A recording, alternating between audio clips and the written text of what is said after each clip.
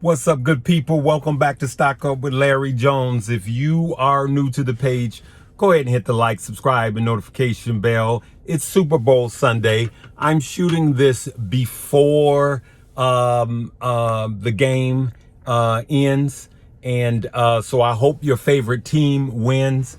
On this one, I always root for the underdog, so I really don't have a dog in the fight, but I root for the underdog.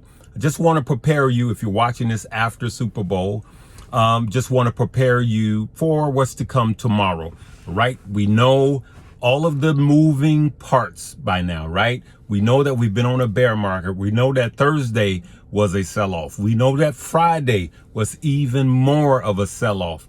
We know that the CPI numbers came in high. We also know that a voting Fed member, Mr. Bullard, further tanked the market. And we also know that there's a meeting tomorrow, Monday. And if there are minutes released from the meeting, if they decide to, instead of on March 16th, they're supposed to already have interest rate hikes. We already know that. They've already announced it. We don't know how many, 7 for the year or 4 for the year, interest rate hikes. That, I believe, the market has mostly put in. You know, the market has absorbed that. All right, it's been priced in. But so what is the key catalyst for tomorrow, right? When I say hawkish, that means that it's more aggressive. When I say dovish, I mean that it's less aggressive. So Mr.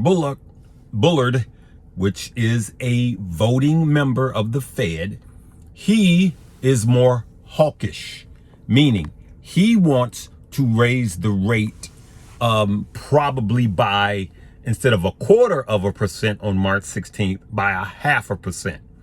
That will further send the market tanking.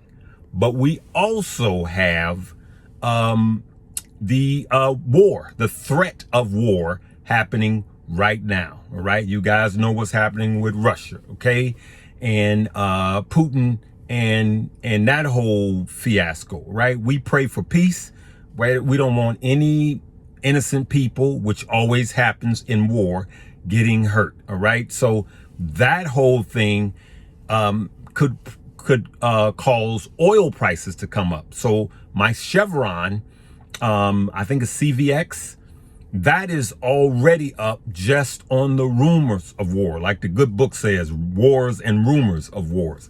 All right, so that is up. So what I want you to do is look at what oil stock.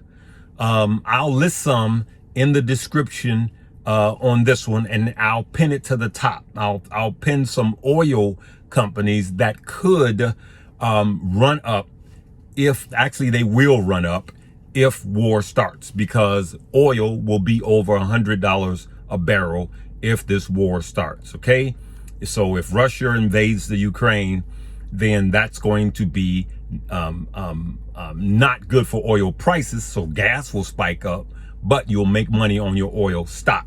All right, and for the Feds, we know who makes money when interest rate goes up. Banks. All right, and I've given you guys a list of banks. So what I'm going to do, I'm going to pin it to the top comments. I'm going to pin banks and oil. All right, there's always money to be made regardless of what type of market it is. And we are in a bear market, and we're going deeper into a bear market. We have not seen the bottom. I have not wavered from that. Everything is still the same, good people. And lastly, yes, I am in a Tesla Model Y, and no, it is not mine. Just test driving it.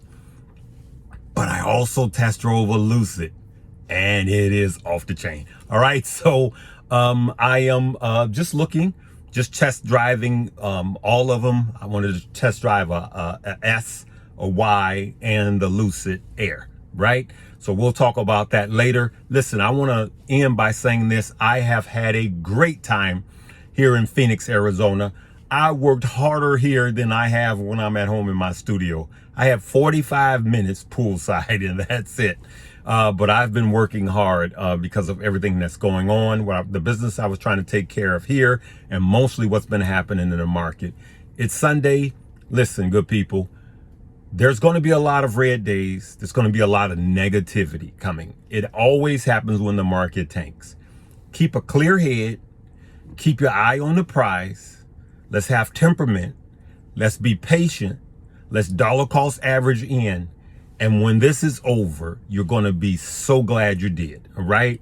So let's stay focused. Keep our eye on the prize. And remember, we're going to dollar cost average, not just for this year, but from now until 2025, and watch, don't it change everything for you financially. Then we will see how we can seriously create generational wealth. All right, good people. I'm going to leave it right there for you guys, and love you guys. Talk to you later. Live, love, laugh, and learn.